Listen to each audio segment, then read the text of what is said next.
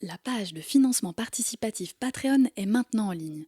Si vous souhaitez soutenir le podcast et contribuer financièrement à son développement, rendez-vous sur la page patreon.com/sens de la visite.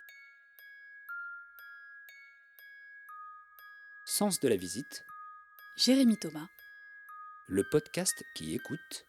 vos histoires de l'art.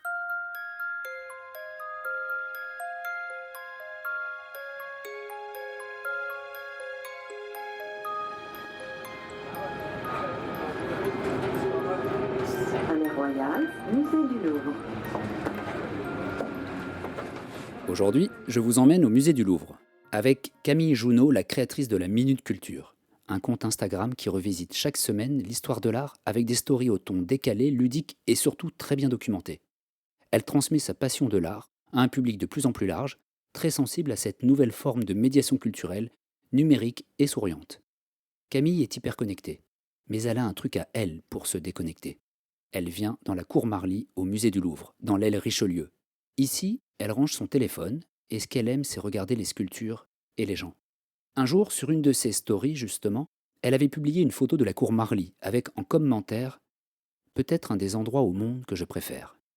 Devant une telle confession, moi qui traque devant l'art, les ressentis et les émotions, je ne pouvais pas rester indifférent. Alors je lui ai proposé qu'elle me parle de cette passion, in situ. Dans cette cour, construite sous Napoléon III au XIXe siècle, puis recouverte en 1993 d'une verrière par l'architecte du Grand Louvre, Yo Ming-pei.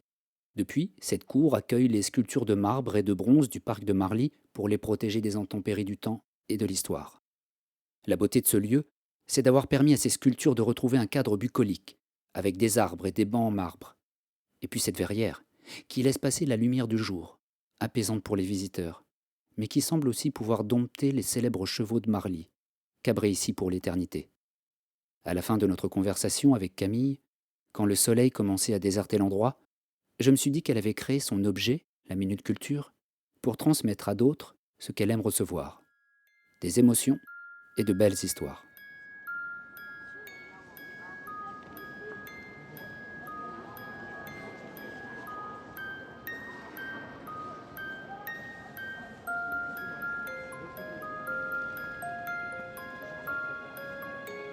C'est un endroit qui m'émeut particulièrement. J'aime énormément ce lieu.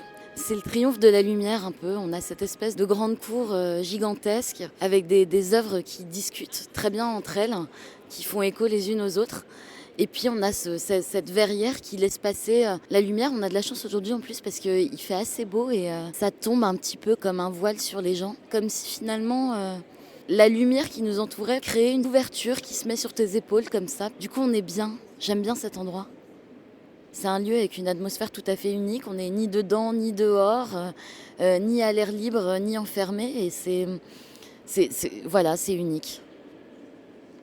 En face de nous et autour de nous, on voit pas mal de gens, plusieurs dizaines de personnes qui sont assises sur les marches, sur les bancs, qui sont magnifiques d'ailleurs, au milieu des sculptures. Puis les gens, on se rend compte qu'ils ne regardent pas spécialement les sculptures. Là. Ils sont plutôt en train de parler entre eux, pardon, et entre nous, on parle aussi. Mais est-ce que c'est quelque chose que tu viens faire, toi, ici ? Alors, c'est assez drôle. Effectivement, je vois tous ces gens. En fait, c'est un espace où on peut exister. On n'est pas juste dans le fait de regarder les sculptures. Et d'ailleurs, finalement, quasiment personne les regarde là autour de nous. Et effectivement, ça m'arrive. Bon, là, on est sur l'esplanade, mais souvent, je suis un peu plus bas sur les premiers bancs quand on arrive. Et je m'assois là. Et ce lieu, il est assez drôle parce que finalement, il vient chercher chez moi des réactions qui sont assez contradictoires avec ma façon d'exister normalement. Dans le sens où normalement, je suis quelqu'un de toujours, je ne sais pas ne rien faire, donc je suis toujours très occupée. J'ai toujours mon téléphone à la main. Il faut absolument que je fasse quelque chose, de toute manière. Et en fait, ce lieu, quand je m'y assois, je sais pas, il y a cette espèce de quiétude qui existe et qui me départit de l'envie de tout faire ou de faire des choses. Et en fait, je peux être là, assis sur ces marches. J'ai rangé mon téléphone dans mon sac. C'est quasi un des seuls endroits où finalement il y a une déconnexion naturelle qui va s'opérer. Je range mon téléphone dans mon sac et je m'assois et je sais pas, je souffle. Alors je regarde dans le vide, je sens cette atmosphère si particulière. Je regarde les statues aussi, puis je regarde les gens. Et j'aime bien en fait cette palette d'attitudes entre ceux qui sont là pour le lieu, ceux qui sont là pour les sculptures, Il y a quasi un réflexe qui est instantané quand les gens rentrent ici, c'est de sortir le téléphone et de prendre une photo. Parce que ce lieu, il en impose, quoi. Et puis j'aime bien, en fait, quand de temps en temps, il y en a un qui rentre et puis tu vois, il ouvre la bouche et il fait incroyable. Tu vois les réactions des gens. J'aime cet émerveillement. En fait, souvent, quand je viens avec des amis, bon, déjà, je viens ici, c'est un endroit où j'ai l'impression, j'allais dire, me recueillir, mais parce qu'il y a un peu de ça, finalement. Il y a quelque chose de très apaisé dans cet endroit. Et quand je viens avec des gens au Louvre, des amis, j'aime bien leur montrer cet endroit, ne serait-ce que pour voir, en fait, comment ils réagissent. Et par exemple, mes parents sont venus l'année dernière. Et j'ai souvenir très ému, en fait, de mon père qui rentre ici et qui fait « waouh ». Et j'ai aimé, en fait, cette réaction où tout de suite, cet endroit, il provoque quelque chose. Et donc ici, tu regardes aussi les gens comme des sculptures. Ouais, finalement, c'est peut-être un peu ça. En tout cas, il y a une étude sociologique de regarder finalement la façon dont les gens s'imprègnent du lieu, s'imprègnent des œuvres. Je trouve ça intéressant parce que ça dit aussi beaucoup de choses sur le musée en lui-même, qui est finalement pas un lieu mort, c'est un lieu d'existence, c'est un lieu vivant, un lieu de passage, un lieu où les gens font autre chose que de regarder des œuvres. Tu vois, là par exemple, il y a 2 femmes assises sur un banc, chacune a son téléphone, bon, elles sont un petit peu dans une bulle personnelle.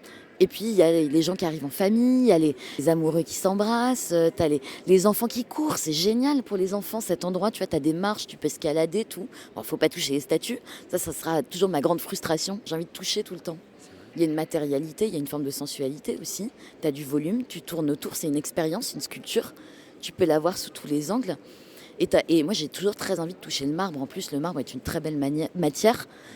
Et c'est marrant, je dis manière aussi. Tu vois, une matière à toucher. Puis la manière aussi, c'est le geste, la sculpture.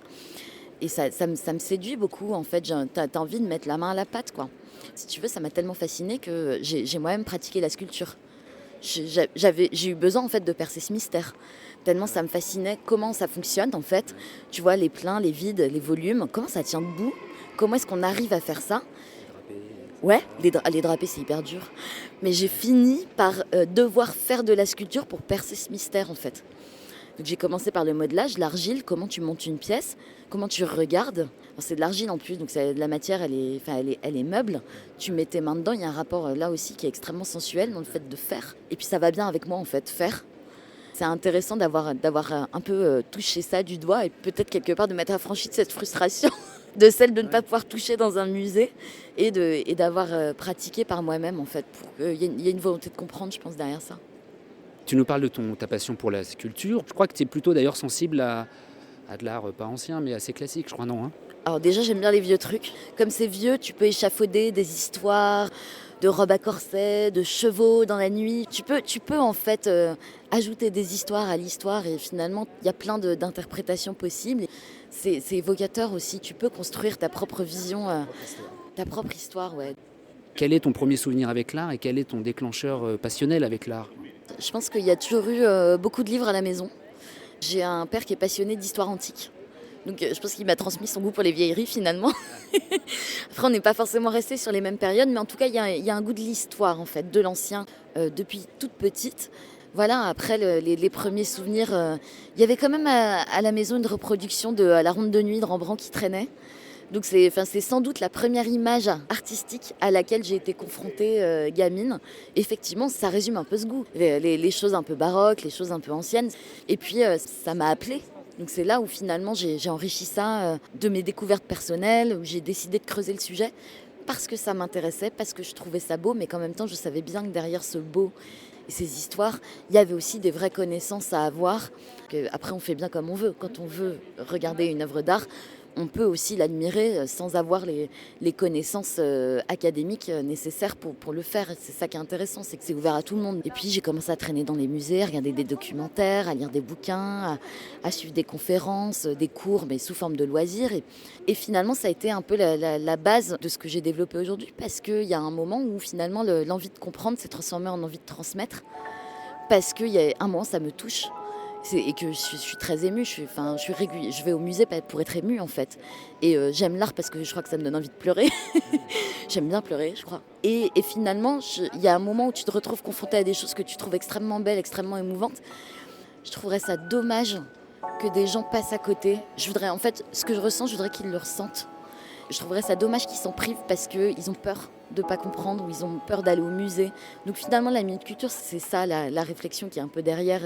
Alors après, j'en ai fait quelque chose, j'ai fait un objet qui est plutôt drôle, parler d'art, mais pas se prendre au sérieux. Et voilà, et moi, c'est mon outil, c'est Instagram, et il y a une capacité de storytelling dans cet outil qui m'intéresse et qui permet aujourd'hui d'avoir aussi cette approche qui est un peu plus légère. Et j'espère peut-être qui permettra aux gens d'être émus s'ils franchissent le seuil en fait. Effectivement, quand on voit la Minute Culture, donc plutôt léger, facile d'accès, mais je pense qu'évidemment, c'est comme ça que tu l'as voulu. Je ne savais pas que tu avais envie de transmettre et de la passion d'émotion que tu as eue. En fait, je me dis que l'art, la culture, c'est des choses qui rendent juste le monde plus beau.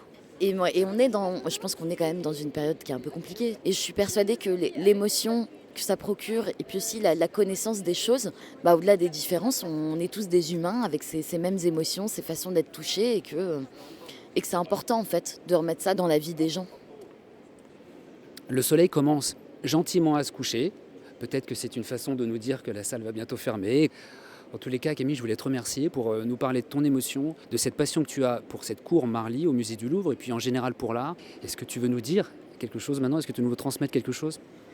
C'est assez marrant parce qu'effectivement, la transmission, je crois que c'est le dénominateur commun de tout ce que je fais finalement. Et j'ai juste envie de dire aux gens, regardez, il y a une porte qui est un peu ouverte. Moi, je vais la pousser un peu, puis après, vous pouvez la pousser plus loin et entrer dans la pièce si vous voulez. Et c'est l'idée, transmettre. Allez, on va terminer là-dessus. C'est la transmission.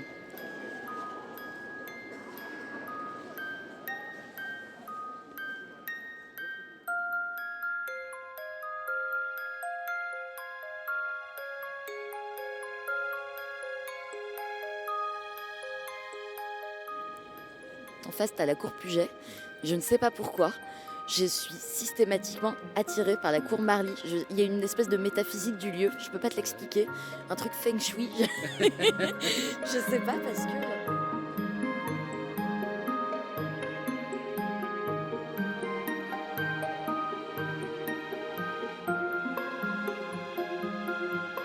Deux conseils pour finir.